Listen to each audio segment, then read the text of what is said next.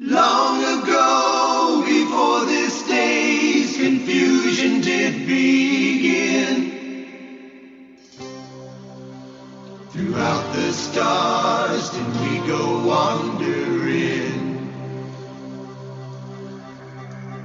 Distance was no barrier, and time it had no hope. Free to come and free to go. Free to come and free to go. Open up the book of stars. Open up the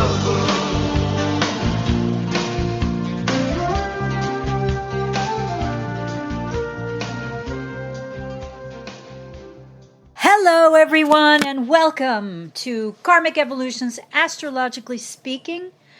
I'm your host, Sheri Hasan of Karmic Evolution Astrology, and I'm back, and I'm coming to you on September 1st, 2023 from karmicevolution.com or any of your favorite podcast stations. Just a quick reminder that this show aims to bring you the truth about astrology and your soul's karmic evolution. First, my apologies for having been out of touch for much of the month of August. I was away first in the early portion of the month attending Stephen Forrest's program at the Omega Institute in Rhinebeck, New York, which is blissfully or coincidentally not that long a drive from my home in central New Jersey. And I went not only to hear him speak again, since I'm a graduate of his previous apprenticeship program in Southern California, but to see some old friends and to make some new ones. In short, it was time, since I have hardly traveled in the 3 years during the pandemic to be with my tribe. Secondly, and this falls under the category most likely of TMI, but whatever, my son was in New York City after being at school in DC for the past 2 years at his summer law school internship with a major law firm there. And since I'm not far from Manhattan, and he had sublet in Jersey City, and if you know how some of us mothers hang our hopes on making plans with our kids only to have them rescheduled like over and over and over again because, they just can't commit, then you'll get how hard it is to plan around their schedules. So combined with it being summertime, etc., and also having to take care of a lot of personal business, including some financial, some legal, some medical stuff for both myself and my older brother, who's developmentally disabled but high functioning and who lives with me now since the height of the pandemic in New York City, where he previously lived and worked until he retired at the end of that summer of 2020. So a lot of my time has been taken up with things related to him and to family, and as I said, to a little bit of travel.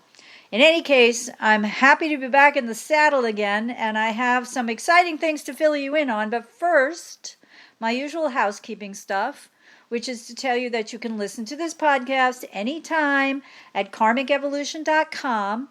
And once you're on that site, you can scroll down the page to hear the most recent podcast and or to search the archived listings for any past podcasts to which you might want to listen again or which you've missed. And the show drops, as a reminder, every Friday now at 11 a.m. Pacific and 2 p.m. Eastern. So, of course, you can listen live or you can listen anytime after. And while you're on that web page, that website page, you'll see above the most recently posted show a downloadable freebie labeled How to Keep Your Sun Sign Happy, which is friendly advice for every sun sign from renowned evolutionary astrologer Stephen Forrest about what each of us, depending on our specific sun sign, needs to be happy. And this is based on an interview I did with Stephen a couple years ago, and he's given me permission to distribute it more widely as a means of promoting the validity of astrology in our lives. And yes, it will sign you up for my Conversations About Consciousness newsletter, but you can, of course, unsubscribe anytime. So be sure to grab this when you listen to this podcast, whether, again, you do so live or after the fact, and enjoy some of Stephen Forrest's words of astrological wisdom. Now, separately, you can always follow me on my Facebook page, which is Karmic Evolution for Your Soul, and that's where you can keep track of upcoming podcast content and other astro news you can use. I post also, though not as frequently, on Instagram under karmic.evolution, so feel free to follow me there as well. Now, I'm offering still my discounted 75-minute Karmic Evolution Natal Insight reading for only $125, and this offer is for podcast listeners only. So if you're interested in astrology and want to learn more about the true meaning of your individual birth chart, in order to gain greater consciousness about your soul's true mission and purpose in this lifetime, and you desire to move from chaos to clarity about what might be holding you back from achieving your most cherished desires in whatever areas of greatest interest to you. Maybe it's your relationships, maybe it's your career or your job, maybe it's your finances, maybe it's your health, then this reading is for you. And in this reading, we'll look at how the energies in which you entered into this lifetime may be keeping you stuck in old habitual patterns, or what I call soul-conditioned behavior, excuse me, and how this knowledge can assist you to make different, more positive choices moving forward. One of the things I like to say is that the first step towards greater consciousness is understanding consciously that we always have a choice.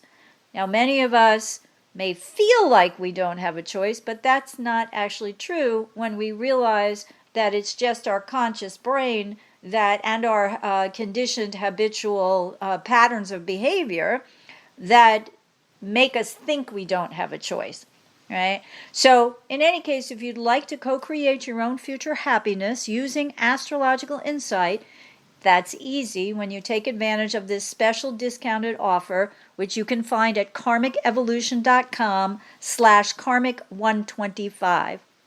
As I like to say, conscious awareness has never been so easy or so affordable.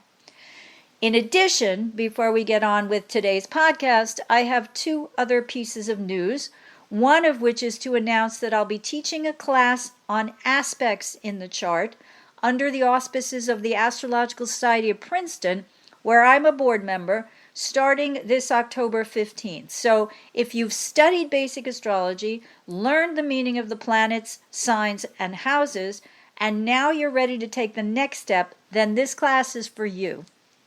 Only when astrology enthusiasts and students progress into the realm of learning how to interpret the meaning of aspects or the relationship between planets in a chart will they be able to decipher the fuller meaning of how a chart resonates with the life of that particular person or event. So if you become passionate about studying astrology, it becomes imperative and also exciting to understand how to delineate the major energies inherent in a chart in order to form a more substantial picture of that chart or that person's or event's life. So if you'd like to step further into your astrological journey to better grasp the ultimate meaning of a chart's overall energies, then join me, again, starting October 15th, and I'll help you hone your chart reading skills through this 8-week course, which will run through December 2nd.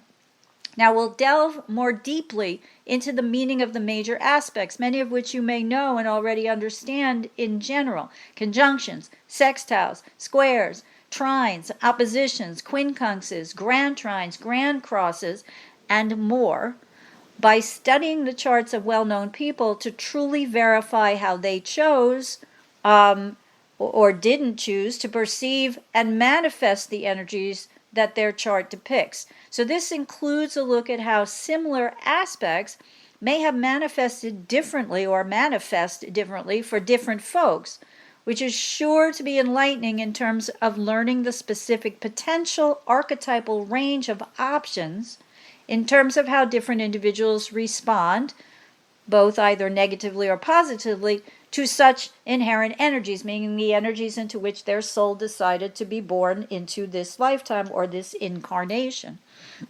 So again, if you're interested in joining me starting October 15th for a journey into the beating heart of the chart to deepen your chart reading skills and become a more impactful astrologer, you can go to aspnj.org to get on their mailing list as final details of this class, such as the exact time of day, because October 15th is a Sunday. I'm not exactly sure what time it'll be, but probably in the early afternoon, and the exact cost as these begin to take concrete form.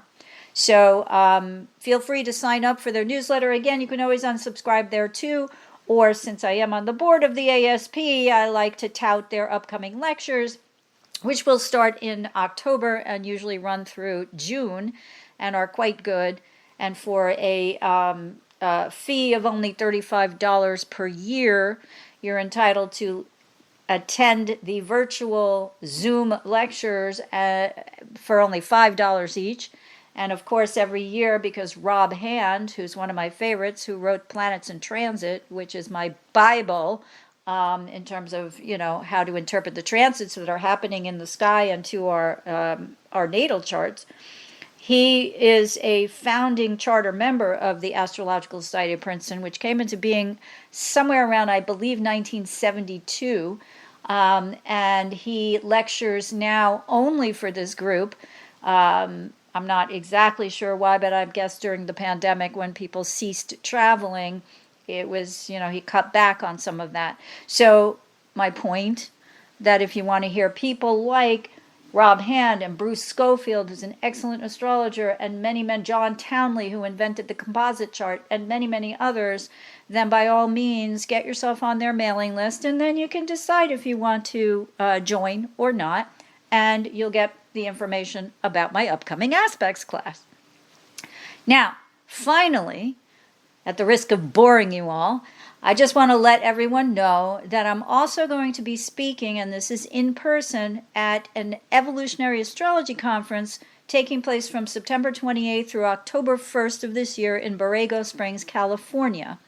And this conference, which sort of started out as a reunion of students of Stephen Forrest, those who were part of his apprenticeship program, which dates back, I don't know how long now, at least 20 years. I mean, I joined it somewhere around 2010, 2011. But then morphed into a wider conference that's going to include talks by such well-known astrologers as Lynn Bell, Maurice Fernandez, Kay Taylor, who's now the head of the of OPA, OPA, what is it? Organization for Professional Astrologers. I couldn't think of the O for a minute. It was like occupational. Okay, Organization for Professional Astrologers. And Armand Diaz, the former head of the National NCGR. And will include a special keynote speech by Stephen Forrest. Now, my topic is the fight for women's equality in America, the history of the U.S. Sibley Chart's Chiron return, women's rights, and the 2024 U.S. presidential election. So I'll be talking more about that, but if you are either in the area, because it's getting kind of late to make plane reservations, or you want to check it out in another way, because there is a streaming option now that you can find out more about that will entitle you to partake of all the lectures over those days. And if you want more information on both my talk and the conference in general, especially about the streaming option or streaming only option, just go to astro-bash, that's BASH.com, for more information or to register. All right, so thank you for your patience, and now let's get into this week's astro news you can use. So the astrological world is a Twitter about the fact that, I guess we should call it an Xer. I don't know. Twitter turned it to X. I mean, that was just a play on words. Anyway, that as of September 4th, we'll have 7 heavenly bodies, including that of wounded healer Chiron, which is not known as a planet, in retrograde motion. it would be 8 retrograde planets, but Venus stations direct at 12 degrees 14 minutes of Leo the day before. Jupiter stations retrograde on September 4th, and I'm sorry, I know that was unclear. Venus stations direct on September 3rd, and then Jupiter stations retrograde on September 4th. So there's 7 planets, then 6, then 7 within a day. So I thought it would be great to catch up by giving a general overview of all of these retrogrades to promote greater understanding that some of them will actually appear to be in retrograde motion. As we know, retrogrades are not, it's an illusion, right? So the planet isn't actually moving backwards, it just appears to be moving backwards. But some of these planets, the slower moving planets, will be retrograde for quite some time. And my point in discussing it is to relate to everyone that this doesn't spell A, the end of the world, and B, that it can spell positive stuff. So if we start by taking Pluto, the slowest moving planet, which we know takes about 248 years to orbit or circle the sun, the Lord of the Underworld retrogrades about 44% of the time for between 156 to 161 days per year. This number of retrograde days differs because Pluto's orbit is elliptical, meaning he may move more slowly through some signs than through others.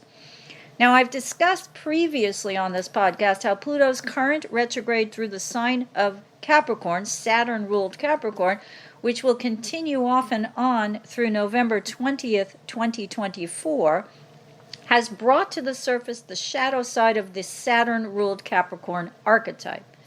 And that's to say that the seamy, shady side of business, which may help some to successfully grow their reputations, especially those of big corporate capitalist entities and the individuals that head them, or profit from them, or profit from, trading in them, is more and more exposed during this period. Why is that, you ask? Well, it's for the purpose of adapting so that this energy, this Capricorn energy, may evolve more positively and thus continue to survive. But it's unlikely the world will give up its capitalistic nature, which is something that Saturn's Capricorn represents, especially given how nations' fortunes rise and fall with global trade and the interconnectedness of financial institutions and monetary policy, etc. So while we're looking at all the rot underneath the foundation now in order to root it out and lay a firmer one for the future upon which we can build better things, a lot, as I said, is coming to the surface. Now, people who have listened to this podcast for a while, if not the long term, know that I'm usually talking about politics and often about domestic U.S. politics, but I'll just mention that we all know the fact that, for example, people in positions of power, which Pluto and Capricorn can represent, particularly those who make decisions about our lives, whether they're corporate capitalists or whether they're government elected officials, have morphed from being as concerned about, well, in the case of politicians, they've morphed from being as concerned about their constituents to being more concerned about those who fund them. So that is one particular area where I think we are all going to be paying attention, especially since this Pluto will enter for the next 20 years Aquarius a couple weeks after the next presidential U.S. election in November of 2024. Now, Neptune in Pisces, retrograde since June 30th, orbits the sun every 165 years and remains retrograde for approximately 43% of its cycle, or about 157 days per year. So we can see this is similar to Pluto's retrograde time period, although Neptune, unlike Pluto, which is always about transforming ourselves personally and the world around us, by evolving, becoming more conscious and able to adapt to current situations. I mentioned on previous podcasts also this is so much related, especially at the July 17th Cancer new moon energies, where Pluto was square to the transiting nodes and opposing the two luminaries in Cancer, that what's on the table now are things like climate change and also women's rights, because Cancer is the great mother, and we also have Uranus and Taurus, which I'll get to in a minute. Anyway, I digress. So, again, Pluto's retrograde time, similar to Neptune's, but Neptune, the planet of illusion, confusion, and delusion, helps us dissolve the boundaries between the conscious and subconscious portions of our psyches in order to bring greater wholeness by enmeshing our intellectual beliefs more harmoniously with our previously unconscious spiritual ones. Right? So the dissolution of boundaries is a large part of, within the psyche, is a large part of Neptune's retrograde purpose. And Jungian astrologer Erin Sullivan, in her book Retrograde Planets, puts it this way, and here I quote, "We have boundaries not only between ourselves and the world, but also between various aspects of our nature, serving to separate those parts of ourselves which we do not wish to experience from those which we consciously claim. The softening of boundaries creates a condition in which previously hard-edged definitions of oneself undergo a mutation." She continues, "Ultimately, one's ego is softened and becomes less arrogant, assuming a more humble role within the whole of oneself." Neptune transits, including its retrograde periods, allow us to find the spiritual strength from within oneself rather than being saved from oneself. So what she's saying here is that Neptune energy often causes us to either play the victim or the martyr. So when we play the victim, we need to be saved, right?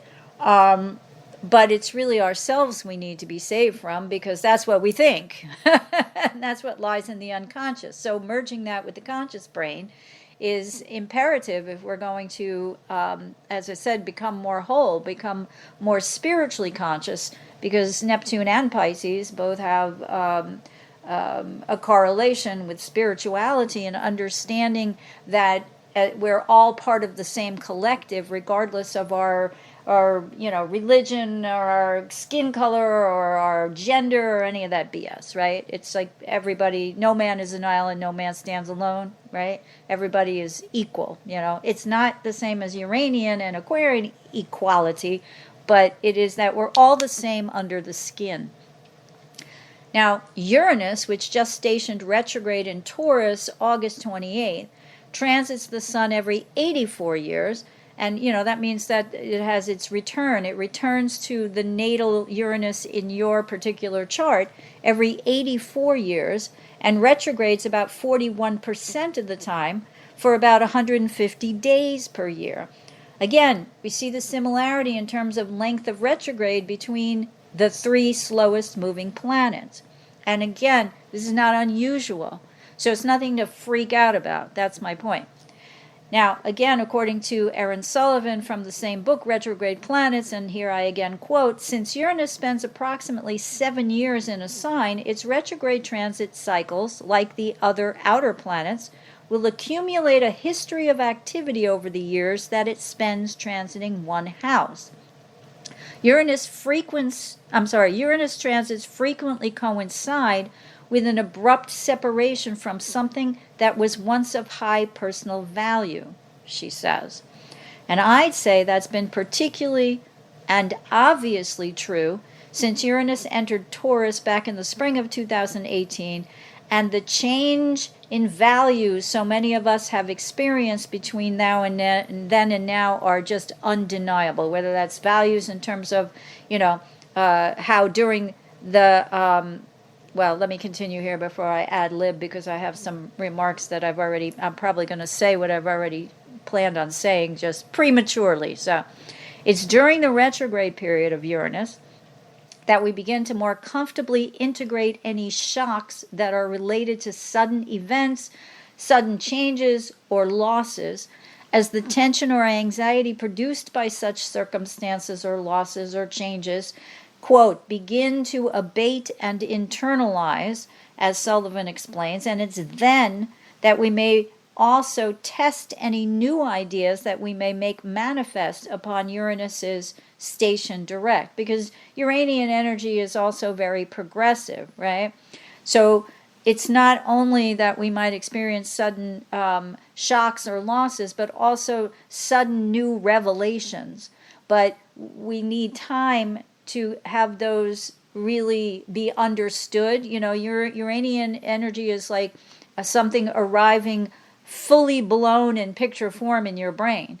But the difficulty is in manifesting it, because inside our brains or our mind's eye, it looks perfect. But actually manifesting it into concrete physical reality doesn't always match the perfection of the picture that we see.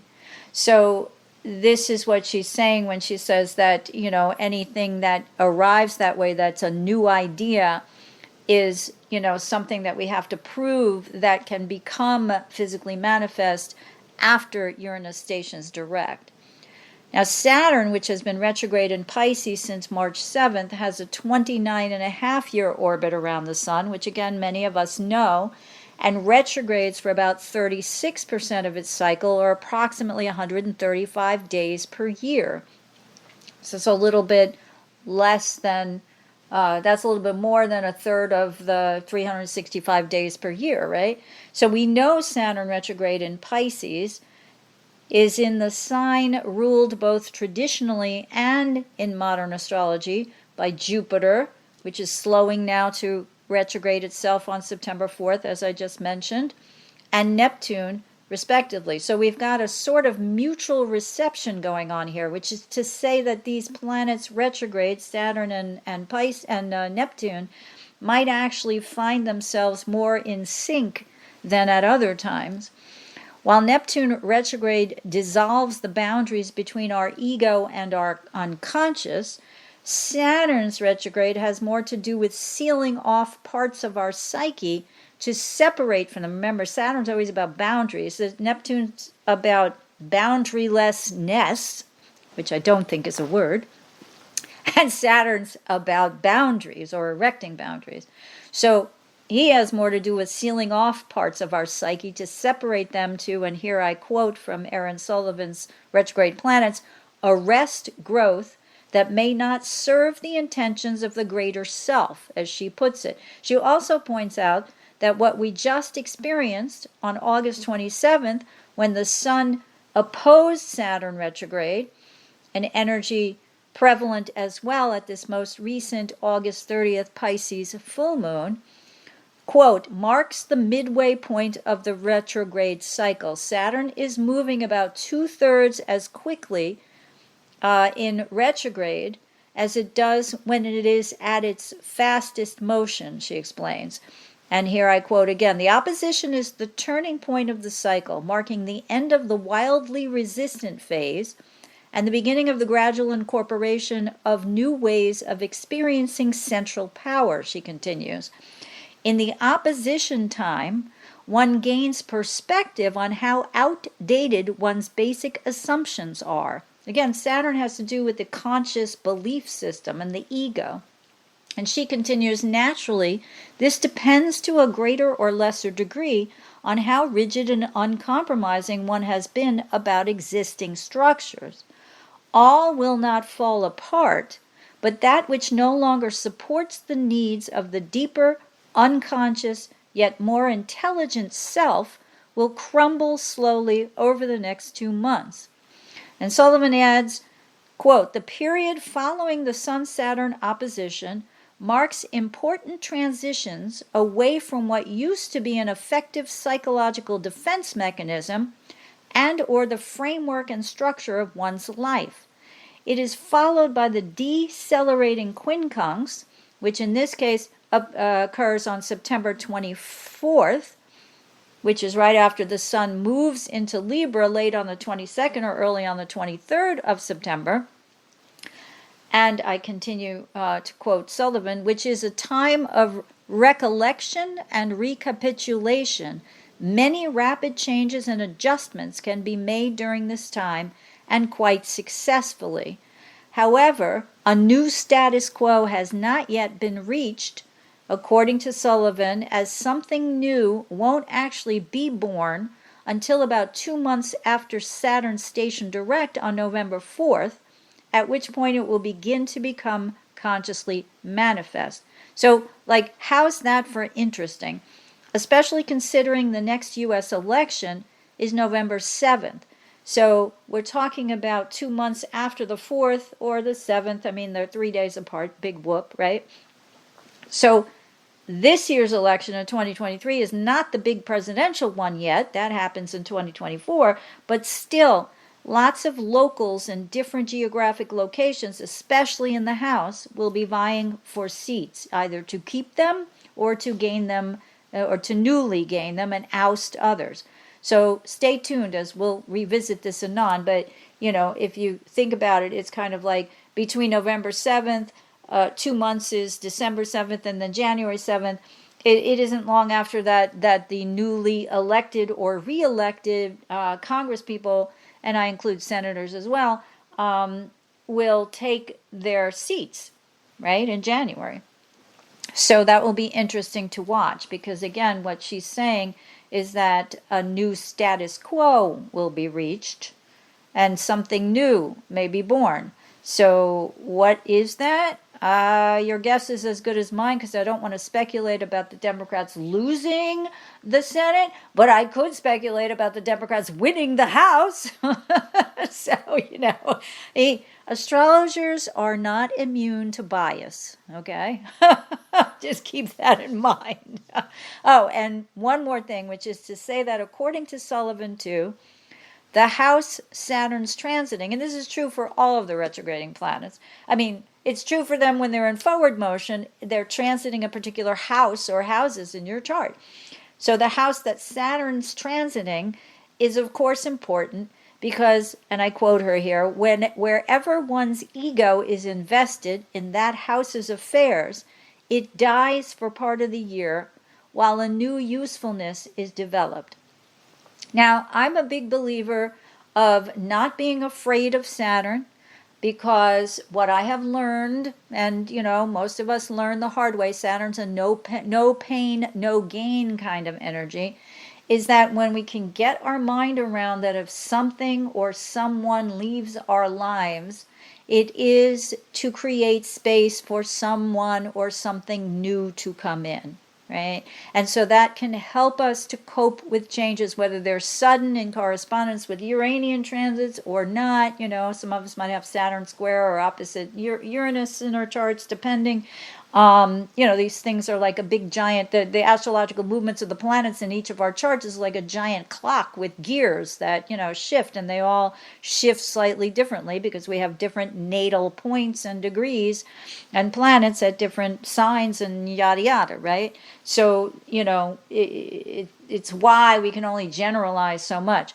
But my point is that if something is meant to leave, we let it go. And I think it's a sign of maturation, which is one of the things that Saturn is all about, growing in wisdom and maturing through experience, is that we have to decide if something leaves, like a job, say, for example, if we're going to fight for it or against it, or whether we accept it and say, okay, it's no longer meant to be a part of my future, and therefore I need to move on to bigger and better things. You know, and bigger and better things might be smaller things like staying home with your kids, or switching industries, or moving across the country for a job opportunity when you always thought you'd stay where you were until you died. You know, who knows? So in any case, I want to make that point. All right, so now we get to Jupiter and its upcoming retrograde, and how I like to say that Jupiter's about expanding our consciousness through growth in understanding that it's not about what we want, but it's rather actually more about what we need. And when I say that, I mean it's not what the ego or the conscious brain wants, it's what the soul truly needs. And, as I mentioned, my reading at the beginning of this, my reading offer, of your natal chart, that is one of the things that astrology can do for us. It can show us this split between our conscious and unconscious portions of our brains or our psyches, so that if we look at our karmic story through the lens of both psychological and evolutionary astrology, we can see that what we think we need is actually not what we need. It's what we want, or it's what we think we want. But once we connect these two parts of our psyche, we come into greater understanding that what we want is not always what we actually truly need. Now, true understanding about this rests with having faith, which is something that I consider Jupiter to be strongly associated with, that the universe will guide us. And that's what I was saying about Saturn too. Like, we have to also have some kind of faith that if we lose something, it's not that we aren't allowed to grieve it, and remember it and revere it, especially in the cases where we're talking about relationships and family members and things of that nature, but that we will have faith that the universe will guide us both practically and spiritually if we allow this to pass and we don't fight it. Now, Jupiter's got a 12-year orbit, which again some of you may know, or most of you may know, around the sun, and it retrogrades for 30% of the time, or about 110 days per year. And now it will be retrograde from September 4th, as I mentioned, through December 30th, when it'll station direct again at 5 degrees, 35 minutes of Taurus. It will station retrograde at 15 something. I'm sorry, I don't have it in front of me. 15 degrees. So it's basically, Jupiter's basically about halfway through the sign of Taurus. It will retrograde back to 535, and then in December it will move forward, and I believe it is May, although I don't have the exact date in front of me either, when Jupiter will enter the next sign. And Jupiter's station retrograde, according to the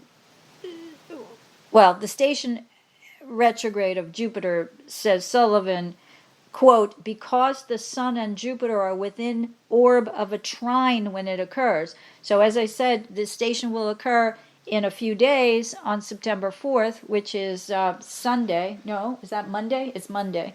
The first is Friday, second, third, fourth. Okay, Monday, because I'm coming to you on a Friday, so it's a few days away.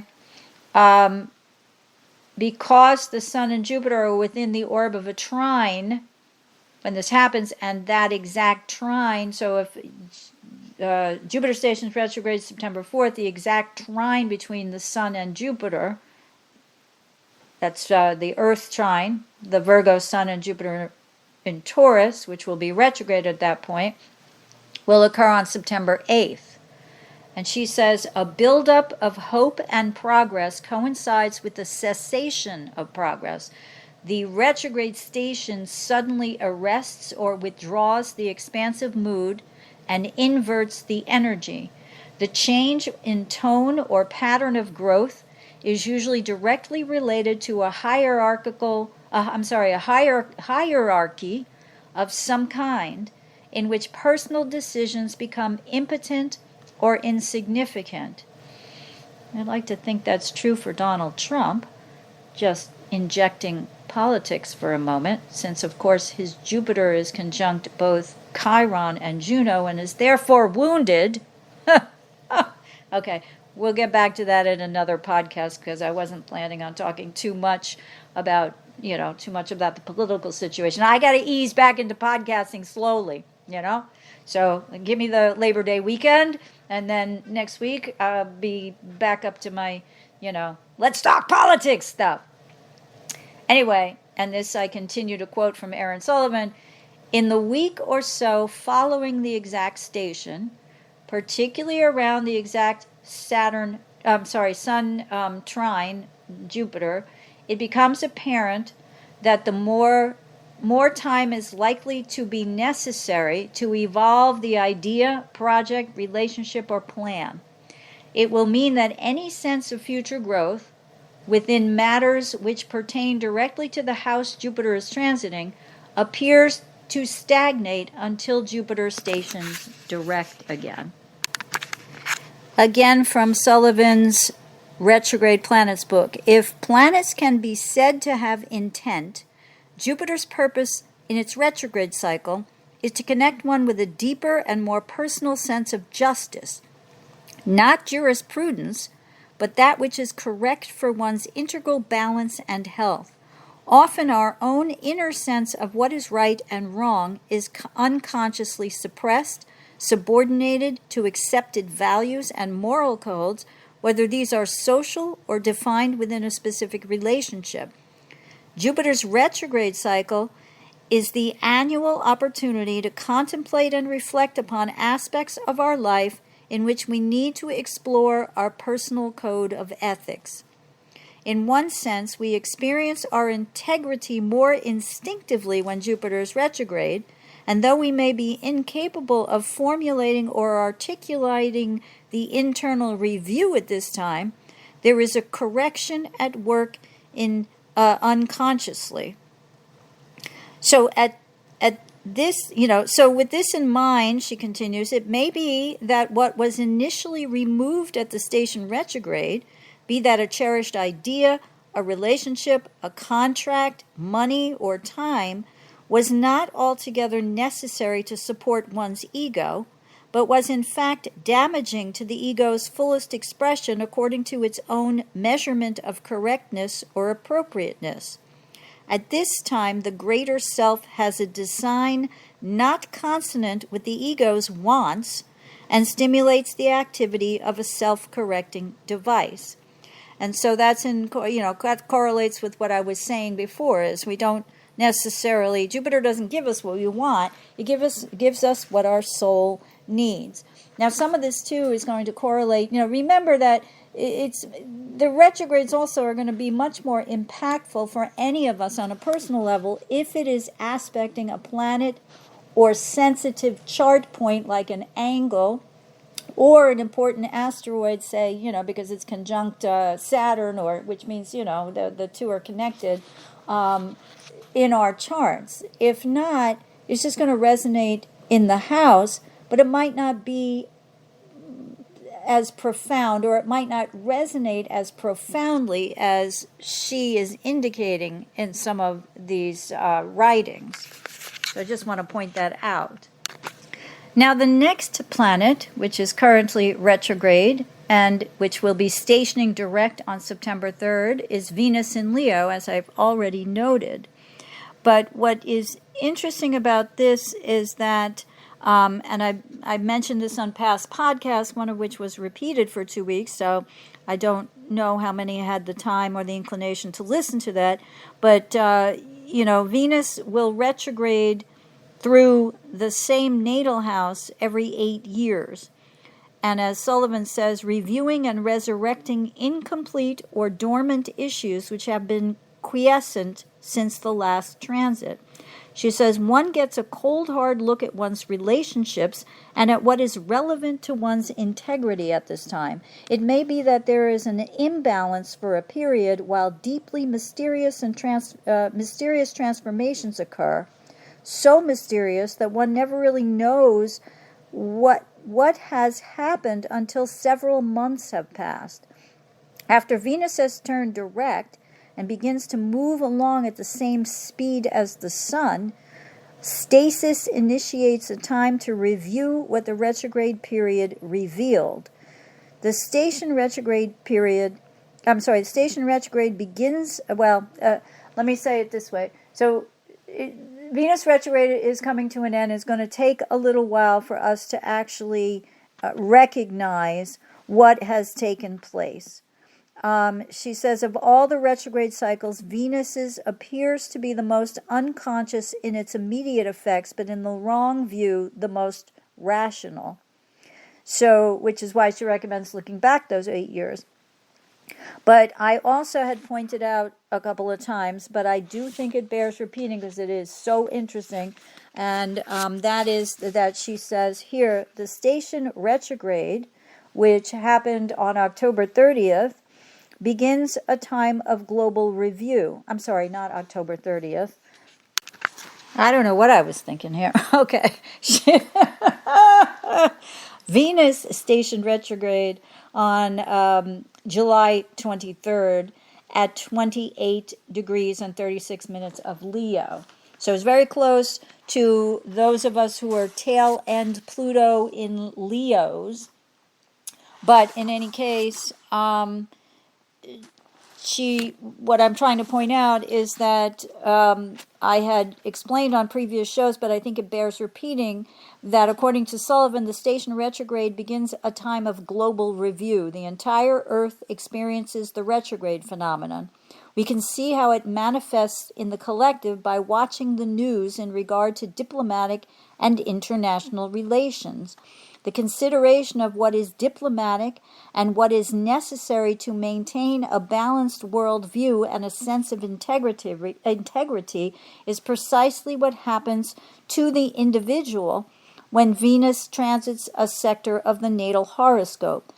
The Maya believed that the point at which Venus reaches her heliacal rising, now the inferior conjunction of Venus to the Sun occurred on August, hang on. Okay, I got myself together now.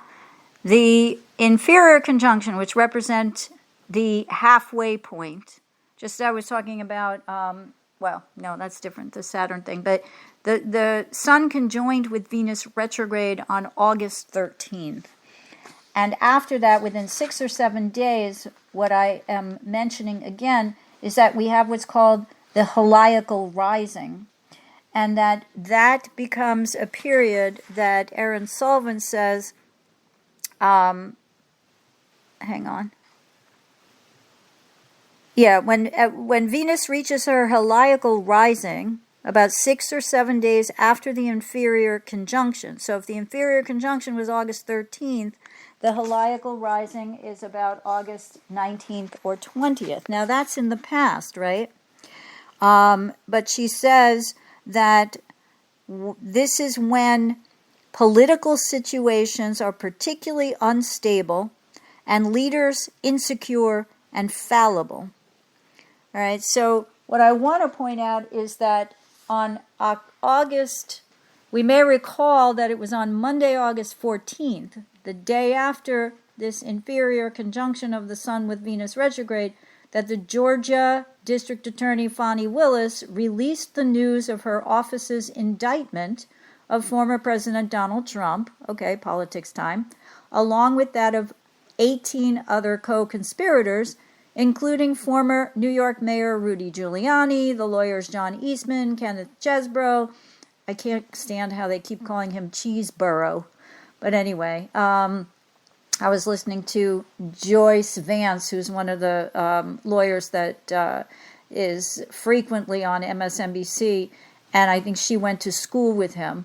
So she said the pronunciation is Chesebro. And since it's Chesebro, that makes sense to me. Anyway, they keep calling Burrow, Cheeseborough, but whatever. She did say his nickname, though, was the Cheese. So that's very interesting. Anyway, so he's probably destined for all of history to have his name mispronounced, but oh well, boo-hoo. Anyway, so again, the 18 other co-conspirators, including those I mentioned, and Sidney Powell and Jenna Ellis and others, including several fake electors who signed documents claiming to be the real ones after Trump's presidential loss at the polls in the 2020 U.S. presidential election. So, it's just so interesting that, this whole period, as Sullivan says, is meant to restore our inner values with our external socially driven ones. And she says if we go against our core instincts and behave in a way that we know to be false, yet are applauded by millions, then this is a Venus problem. In a situation such as this, the instinctual Venus has been subordinated to Uranian social ideal Venus, resulting in imbalance. And she continues that this can often be the consequence of receiving mixed messages early in life.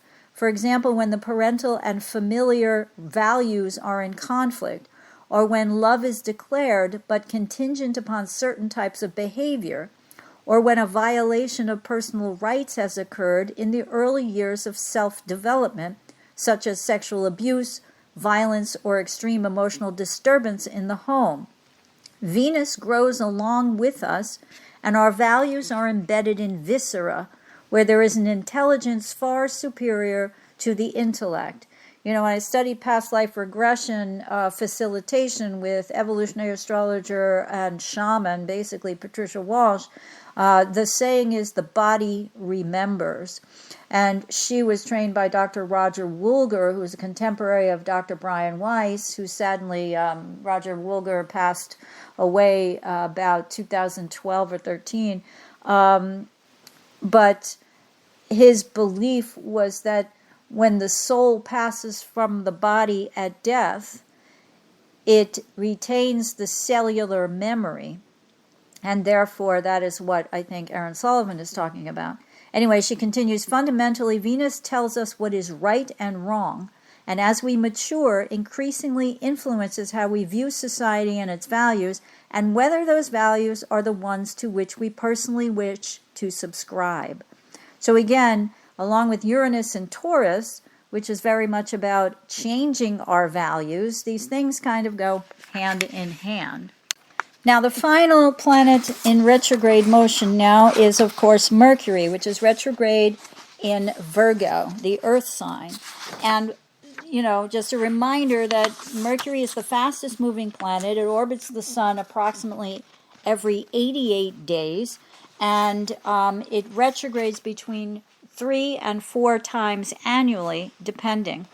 And it tends to shift backwards elementally, so that it will go through mostly one element within a year. That is not perfect because it can mix elements during a retrograde. But right now, we really have a cycle that began earlier this year with, or late last year, with Mercury retrograde in Taurus. So when Mercury retrogrades Earth signs, Aaron Sullivan suggests that we are reviewing, and in order to answer the question, what are the tangible results of my life? And she says, security matters, practical concerns, and the most basic needs come to the fore in this phase. This is a time when you may find fault with your surroundings, whether this is home, job, country, or your body. Do not move, quit your job, emigrate, or spend a lot of money. However, do look for new opportunities and keep tabs on possibilities that could be more satisfying for you on the ego level. And she says that, you know, the message of Mercury retrograde when it's in an earth sign is related to the earth houses, and those natural earth houses are the 2nd, the 6th, and the 10th, and that they pertain to all facets of worth, including money, self-esteem, working conditions, health, and so on, contributory factors to your function as a human being in the practical world of form, and it is important to become aware of the deepest value of those resources.